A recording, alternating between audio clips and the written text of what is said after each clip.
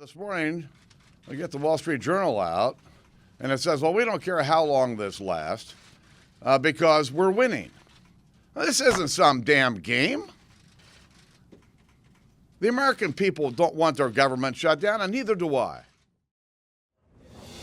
Rhetoric heating up on day 4 of the government shutdown. It is October 4th. Welcome to Lunch Break. I'm Wendy Bounds. That was House Speaker John Boehner speaking at a GOP press conference just moments ago. Now, senior Republicans are urging Mr. Boehner to abandon the push to defund the health care law in favor of a grand bargain that includes tackling the debt ceiling. Who better to weigh in on the stalemate than former Senator Judd Gregg, who was chairman of the Senate Budget Committee. Welcome, Senator Gregg. I appreciate your being with us.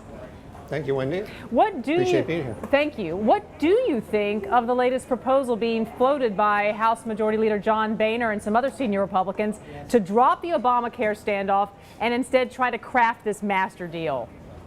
Well, that's exactly where they should have started this process. They got led down a false trail here by some of the membership who basically didn't understand how to govern and didn't understand the process. There was no chance at all that Obamacare would ever be killed. I mean, the president supports it, obviously, and so does the Democratic Senate, and it's a divided government, and without 2/3 of the government supporting an action, you're not going to get it done. So it was a foolish process put forward by folks who hadn't thought through the outcome.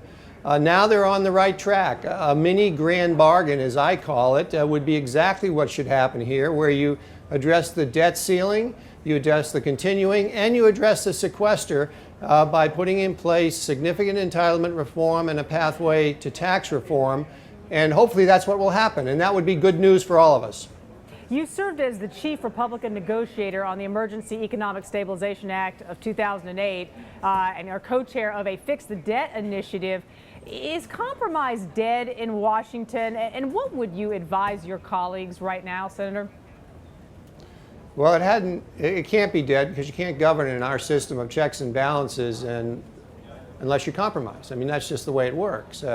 There are rare times, the first 2 years of the president's administration during Lyndon Johnson's, when one party has control of the Senate with 60 votes and the House and the presidency, and you've got basically a parliamentary situation. But other than that, we are almost always a divided government requiring people to go across the aisle to govern. And you get good things done when you do it that way because you get consensus. And on these big issues that affect all Americans, like Medicare reform, Social Security reform, tax reform, which all have to be addressed, you have to have the American people buy in. And they won't buy in unless they think it's fair. And fairness, by definition, requires bipartisanship in most Americans' minds. If you were going to float your own proposal right now to sort of get us out of this mess, what would be the core components of that?